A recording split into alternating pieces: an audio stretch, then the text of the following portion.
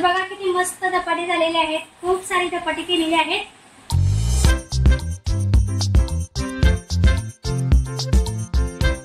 Hi hello सर्वांना, good evening. संध्याकाळच्या 6:30 वाजलेले आहेत। आजचा दिवस तुम्हाला खूप छान मस्त आनंदाचा आरोग्याचा जावो ही स्वामीचरणी प्रार्थना। मी आज कांद्याची पात करते। सकाळी मी भाज्या नाही गेलेली होती मावशीबशी, त्यावेळेला ना कांद्याची पात खूप छान हिरवीगार दिसली, तर म्हटलं चला खूप दिवस झालं कांद्याची पात केलेलीच नाही आपण, तर आज ना घेऊन जाऊ आणि कांद्याची पात करू, म्हणून आता कांद्याची पात करते मी। तर कांद्याची पात बारीक अशी चिरून घेतली, त्यानंतर तेलामध्ये चांगली कांद्याची पात परतून घेतली। त्यानंतर बेसिक मसाले आहेत ते टाकून घेतलेले आहेत, जिरा पावडर, धना पावडर, हळद आणि लाल तिखट, चवीनुसार मीठ। आता मी मूठभर तुरीची डाळ घेतलेली होती, ती स्वच्छ पाण्याने धुवून घेतली। आता मी तुरीची डाळ आहे ना त्या कांद्याच्या पातीमध्ये टाकणार आहे, म्हणजे कांद्याची पात आहे ती खूप छान लागते, म्हणून आपल्याला तुरीची डाळ टाकायची आहे।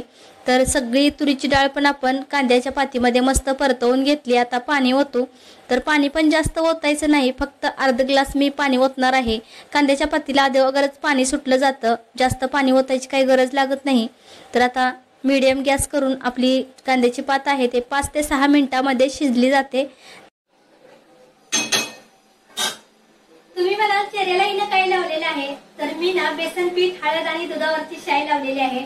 तर मागच्या वेळी काही ताईंची मला कमेंट आलेली होती की ताई तुझ्या चेहऱ्यावरती एक सुद्धा पिंपल नाही किंवा डाग सुद्धा नाही। तर असं नाही, थोडे डाग वगैरे आहेत आणि कधीतरी पिंपल आले ना तर मी काय करते, हळद, बेसन पीठ आणि शाई दुधावरची मिक्स करून लावते, 20 मिनिटं ठेवते, पूर्ण सुकलं की मग धुते। तर आता म्हटलं पावडर वगैरे लावायची होती ना, त्या अगोदर म्हटलं लावून घेऊ, तर संध्याकाळच्या 7 वाजलेल्या होत्या, तर म्हटलं आता बाहेर काय जायचं नाही, सकाळी तर भाजी घेऊन आलेली होती, तर म्हटलं चला टाइम आहे तर लावू।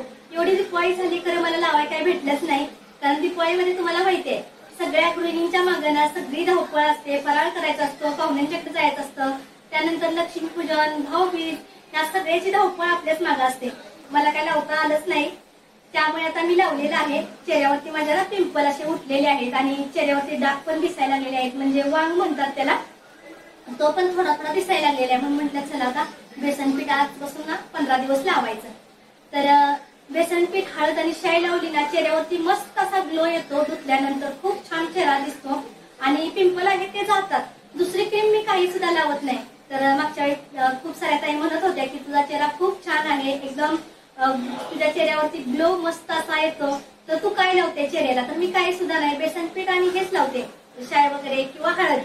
तर हळद सुद्धा मी घरी तयार करते, बाहेर दुकानातली विकत आणून ती मिक्स करून लावत नाही, कारण बाहेरची कशी केमिकल असतं, त्यामुळे बाहेरची विकत आणून नाही लावायची, घरीच तयार केलेली असते हळद ती वापरायची, ज्यामध्ये काही केमिकल वगैरे नसतं, आपण फक्त हळकुंडाचीच हळद केलेली असते। तर मी काय करते, हळकुंड 1-1.5 किलो ज्या वेळेला लाल तिखट करतो ना त्यावेळेलाच कुटून आणते आणि 1-1.5 किलोची वर्षभर मला हळद पुरते। आणि चणा डाळ विकत आणते आणि त्यानंतर चक्कीतून दळून आणते, घरी काही दळत नाही पण चक्कीतून दळून आणून ठेवते। मी बाहेरचं बेसन सुद्धा कधी विकत आणत नाही, भजी करायचे असून दे, तुमचं पिठलं करायचं असून दे, सर्व काही मी असेल ते चणा डाळ आणून मगच करते, तोंडाला पण लावायला उपयोग होतो, त्यामुळे घरी चणा डाळ केली ती परवडते आपल्याला। चणा डाळ महाग पडते, पण ज्या वेळेला आपण पीठ करून आणतो ना ते परवडतं आपल्याला आणि खराब पण होत नाही, फ्रेश पीठ आपल्याला भेटतं ना। दुकानामधलं कधी पॅकिंग केलेलं आहे काय केलेलं आहे आपल्याला काय माहिती नसतं। आता चेहरा माझा पूर्ण सुकलेला आहे, आता धुणार आहे पाण्यानं, थंड पाण्यानं धुयाचा, मस्त वाटतं, एकदम सुकलेला आहे। आता 20 मिनिटं झालेली आहेत लावून, तर बघू कसा ग्लो येतोय, तुम्हाला दाखवते मी धुतल्यानंतर। तर आता कांद्याची पात ना केलेली आहे, तर मस्त अशी झालेली आहे, आता पाणी पण आटलेलं आहे त्याचं, थोडस ना पाणी ठेवायचं, म्हणजे थोडीशी किचकिचीत करायची, जास्त पण पाणी नाही आटवायचं कांद्याच्या पातीला, मग चांगली नाही लागत। तुरीची डाळ घालून ना भाजी केलेली आहे आणि कालच्या व्हिडिओला पण खूप साऱ्या ताईंनी ना भरभरून प्रेम दिलेलं आहे, तर असंच प्रेम तुमचं कायमचं राहून द्या, असाच आशीर्वाद तुमचा कायमचा माझ्या पाठीशी राहून द्या। तर चला मी चेहरा धुवून घेते, बघा कसा ग्लो येतो चेहऱ्यावरती। आता बघा चेहरा वगैरे मी धुवून आलेले आहे, तुम्हाला जवळून दाखवते चेहरा माझा। तर बघा किती चेहऱ्यावरती ग्लो आलेला आहे, इकडे बघा खूप सारे डाग आहेत, पण बेसन पीठ लावल्याच्या नंतर हे डाग आहेत ना तुसर तुसर दिसायला लागलेले आहेत। 10-15 दिवस जर हे बेसन पीठ आणि हळद आणि शाई दुधावरची लावली ना तर खूप छान असा आपला चेहरा होतो। तर मी आता 10-15 दिवस सलग लावणार आहे, मी लावत असते असं 10-15 दिवस, पिंपल उठले, डाग उठले की मी 10-15 दिवस लावत असते. 10-15 दिवस लावलं की 1-2 महिना लावायला लागत नाही, काही नाही. कुठली क्रीम वगैरे मी वापरत नाही. हीच आपली घरची क्रीम, आयुर्वेदिक औषध म्हणतात ना, तसंच घरातलं सगळं यूज करून लावत असते. तर आता चेहरा धुतलेला आहे, तुम्हाला दाखवलाच. खरंच मस्त वाटतंय, असं वाटतंय की पार्लर मधून ना आताच फेशियल करून आलेलं आहे. तर खूप छान वाटतंय. असं आता पावडर वगैरे काही लावणार नाही, आता फक्त टिकली लावणार आणि तसा चेहरा सुकून देणार. काही सुद्धा लावायचं नाही, फेअर अँड लवली किंवा पावडर. जर तुम्ही सकाळचं दुपारचं जर असं बेसन पीठ लावलं ना, तर 2-3 तास तरी काही चेहऱ्याला लावायचं नाही. 2-3 तास झाल्याच्या नंतर मग फेअर अँड लवली म्हणा, कुठली क्रीम म्हणा तुम्ही लावत असेल ती लावली तरी चालते. पण 2-3 तास चेहऱ्याला काही सुद्धा लावायचं नाही. त्यामुळे मी आज संध्याकाळीच लावलेलं आहे. म्हटलं संध्याकाळचं आपण काही बाहेर जात नाही आणि गेलो तरी तात्पुरता जातो आणि लगेच येतो. त्यामुळे म्हटलं चला आता संध्याकाळ झालेली आहे तर बेसन पीठ लावू आपण. आज तर टाइम आहे. दिवाळीत मला अजिबात टाइम भेटला नाही. केसांना क्लब पण केलेलं नाही, म्हणते आज क्लब सुद्धा करायचा. वाईट खूप सारे केस झालेले आहेत. खूप सारे ताईंचे कमेंट आलेल्या होत्या की ताई तुझी केस ना खूप वाईट झालेली आहेत, क्लब करून घे. तर खरंच मला करायचं आहे आता. तर बघू आता करायचा म्हणते क्लब. तर स्वयंपाक आवरून घेते आणि त्यानंतर मग क्लब करून घेते. तर चला आता टिकली लावून घेते, चेहरा पुसून घेते. जास्त पण चेहऱ्याला ना असं टॉवेलनं वगैरे असं चेहऱ्याला पुसायचं नाही. फक्त असं केलं तरी पाणी निघून जातं. जास्त पण चेहऱ्याला हे करायचं नाही, कारण बेसन पीठ लावल्यामुळे ना मऊ झालेला असतो आपला चेहरा, एकदम स्मूथ आणि ग्लो आलेला असतो चेहऱ्यावरती. त्यामुळे टॉवेल वगैरे असा पुसायचा नाही. फक्त असं केलं की लगेच पाणी निघून जाते किंवा चेहऱ्यावरती सुकून पण जातं पाणी, पण पुसायचं असं टॉवेलनं थोडंसं. आता पुसलेलं आहे. आता टिकली लावून घेते आणि सकाळची भांडी बघा, दुपारची भांडी घासलेली नाही तशीच पडलेली आहेत. कारण आज दुपारी ना झोपली, जरा खूप कंटाळा आलेला म्हणून म्हणतात चला सगळी भांडी बिंडी तशीच राहून द्या, थोडस झोपते, आराम करते. तर आराम केला 5:30 वाजेपर्यंत, 3 वाजल्यापासून. आणि नंतर आता उठली, कांद्याची पात वगैरे केलेली आहे भाजी सुकी. आणि आता म्हटलं भांडी वगैरे घासायची आणि भाकरी घालायची किंवा चपाती. मुलांना विचारते भाकरी खाणार का चपाती. तर मुलांना तर काय भाकरी आवडत नाही जास्त करून, चपातीच ते म्हणणार आहेत. पण विचारते आणि काय खाणार आहे ते. जर भाकरी खाणार असेल तर भाकरी घालते, नाही तर मग चपात्या करते. तर टिकली लावून घेते अगोदर.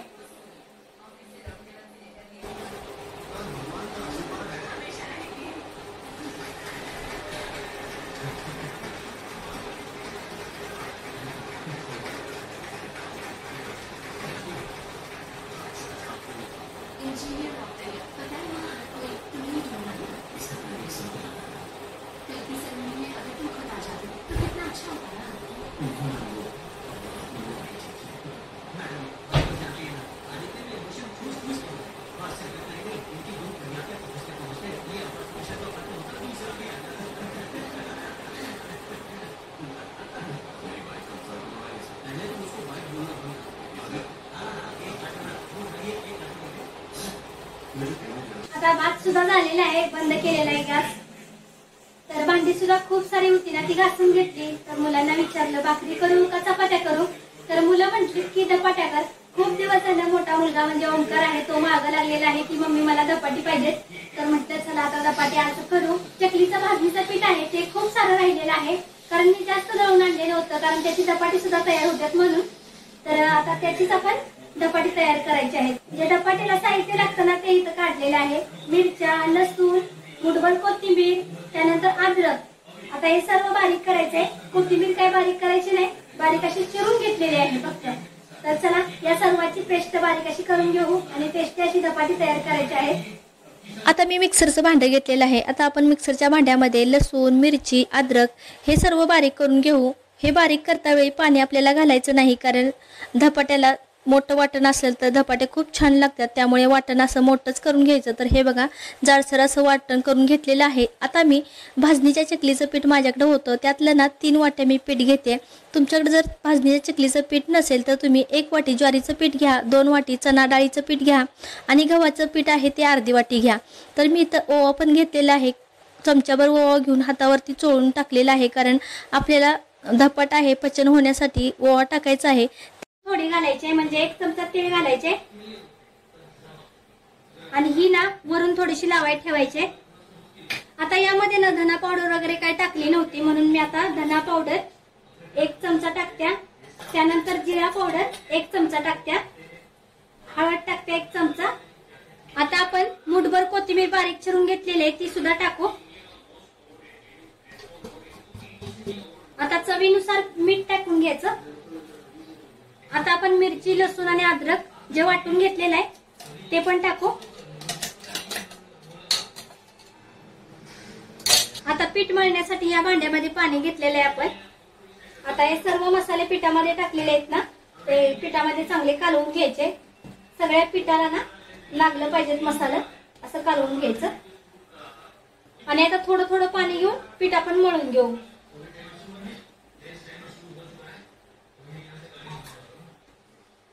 म्हणजे बघा मस्त असं का नाही पीठ मळून घेतलेलं आहे. जास्त पण घट्ट मळायचं नाही, जास्त पण असं पातळ मळायचं नाही, थोडंसं असं लूजच मळायचं म्हणजे आपल्याला थापा येतं धपाट.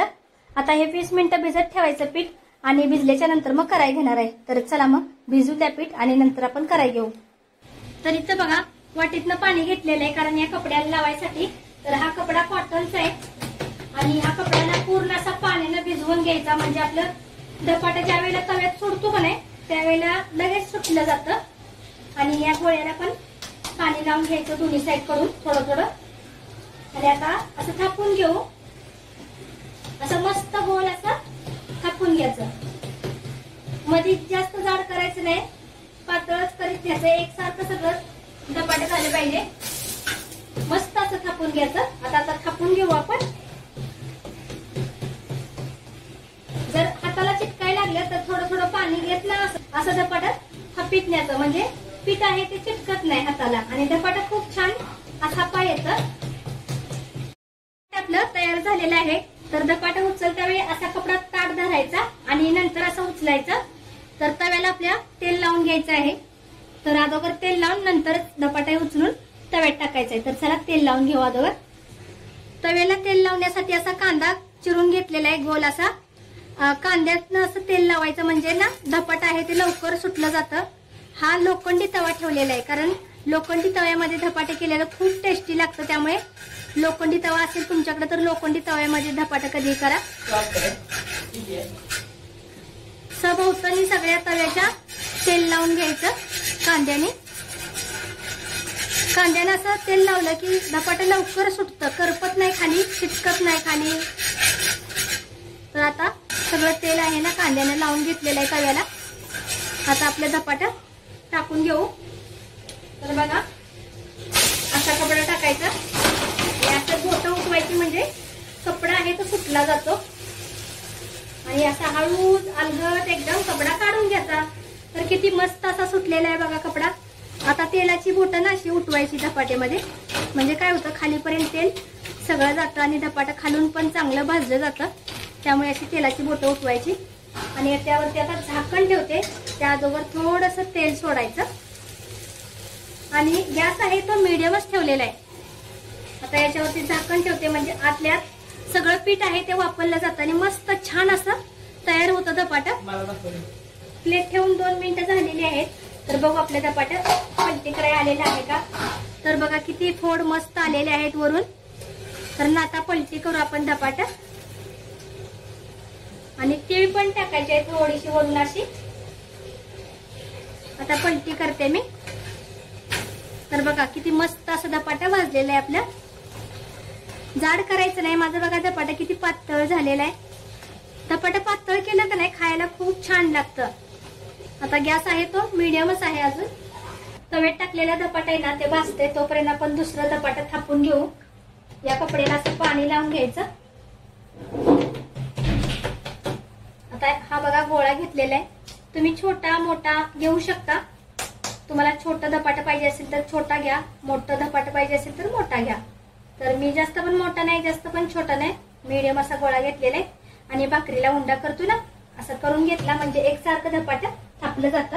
आता पाण्याचा हात लावून असं एकसारखं थापून घेऊ. तर बघा कुठं चिर नाही काय नाही किती मस्त गोल असं धपाटा थापलं जातंय आपलं. तर पीठ मळताना ना जास्त पण घट्ट मळायचं नाही जास्त पण पातळ मळायचं नाही. असं मध्यमच पीठ मळायचं आणि झाकून ठेवायचं 20 मिनिटं. त्यानंतरच करायला घ्यायची धपाटी. मधला भाग थोडासा जाड वाटतोय ना तो असा बाहेर घालवत थोडंसं असं करत कापून घ्यायचं. तर बघा केवढं मोठं धपाट झालेलं आहे एवढ्या छोट्या गोळ्याचं. यामध्ये तुम्हाला कांदा पाहिजे असेल ना तुम्ही कांदा सुद्धा घालू शकता. कांद्याने सुद्धा खूप छान धपाटा लागतं, पण मी कांदा घातलेला नाही. मुलांना कांदा आवडत नाही धपाट्यामध्ये, त्यामुळे घातलेलं नाही. लसूण भरपूर घातलेलं आहे, कोथिंबीर, अद्रक, त्यानंतर मिरची. तर आपलं तयार झालेलं आहे बघा दुसरं पण धपाटा. तर हे धपाटा बघा आपलं भाजलेलं आहे का.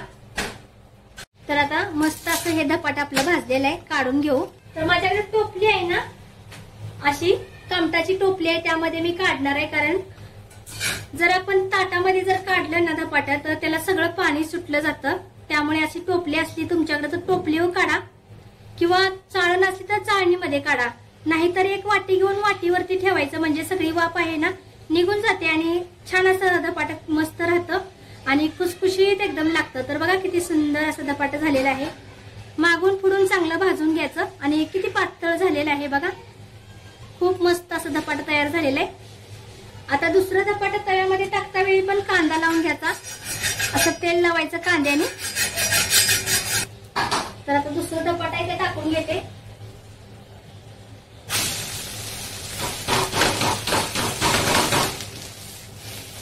आता अलगद असा कपडा काढून घेते धपाट्यावरचा. तर बघा किती मस्त असा सुटलेला आहे धपाटा. आता याला ना तेलाचा हात घेऊ आणि अशी पाची बोटं पिठामध्ये अशी रोवायची. म्हणजे काय होतं खालीपर्यंत तेल जातं, धपाट्याला लागतं. थोडंसं तेल आहे ना उलटण्याने असं साईडनी सोडायचं आणि झाकण ठेवायचं. झाकण ठेवलं की पीठ आतनं ना चांगलं वापरलं जातं. तर बघा मस्त असं धपाटा भाजून द्या. गॅस आपला मीडियम ठेवायचा आणि त्यानंतर पलटी करायचं. आता आपल्या धपाट्याला 2 मिनिटं झालेलं आहे प्लेट ठेवून. आता पलटी करू. तर बघा अलगद असं धपाटा पलटी होतंय कारण कांदा लावल्यामुळं. आता थोडासा गॅस फास्ट करायचा. फास्ट म्हणजे मीडियमच ठेवायचा, पण थोडासा जास्त वाढवायचा आणि खालून चांगलं भाजून द्यायचं. तर चला सर्व धपाटे आहेत ते अशीच आपण करून घेऊ. धपाट्याबरोबर दही खूप छान लागतं, त्यामुळे ओंकारला मी सांगितलेलं होतं की दही घेऊन ये जा. तर तो आता दही घेऊन आलेला होता, तर टोपामध्ये काढला आणि आता जेवाय पण घेतलेलं आहे बाहेर. तर बघा किती खूप सारे धपाटे केलेले आहेत, मस्त भाजून पण घेतलेले आहेत. तर बघा खूप छान अशी झालेली आहेत. तर आता मिस्टर सुद्धा आलेले आहेत कामावरून. आता सर्वजण आम्ही एकत्र बसून जेवण करतो आणि नंतर मग तुमच्यासोबत बोलते. तर चला आता जेवाय वाटते सर्वांना. जेवण पण बाहेर आणलेलं आहे. दह्यासोबत धपाटा खूप छान लागतं म्हणून दही सुद्धा आणलेलं आहे. आमच्या आईना सेम अशी धपाटी करायची. तर आज जेवणामध्ये काय काय आहे मेनू बघा. धपाट, दही, लोणचं आणि कांद्याची पात. तर सर्वांनी जेवण करा या. आम्ही सर्वांनी जेवण केलं. त्यानंतर ना भांडी आहेत ती घासून घेतली.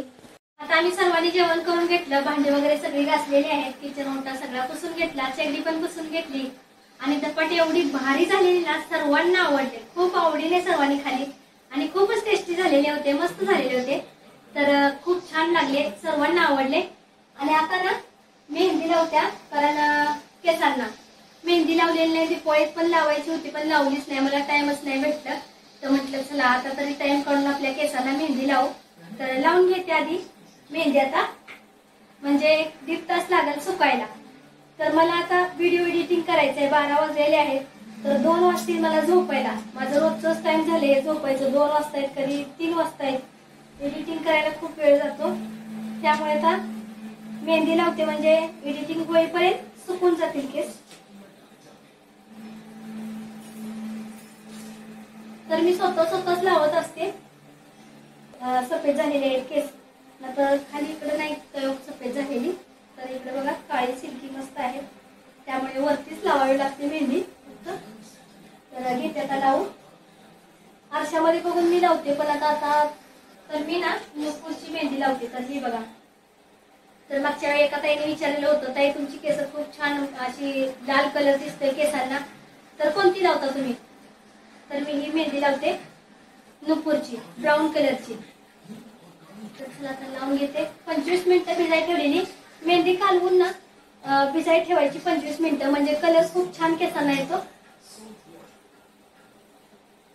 सकाळपर्यंत सुकतील चांगली. आता काही धुणार नाही, सकाळीच धुणार आहे आता. तर बघा असं केस इकडे घेऊन असं भांग पाडत असं लावायची केसांना मेहंदी. म्हणजे सगळीकडून ना मेहंदी लागली जाते. कुणाची न मदत घेता आपण स्वतः पण लावू शकतो. अशी मेहंदी लावायची म्हणजे सगळीकडे लागली जाते. तर ही बघा अशी लावते मी. असं थोडा थोडा भांग पाडून घ्यायचा आणि ज्या केसांना लावले ती अशी केस करायची आणि तिकडून पण अशी लावायची. या साईडला पण राहिलेले आहेत ना, तर या साईडला पण जरा लावते आता.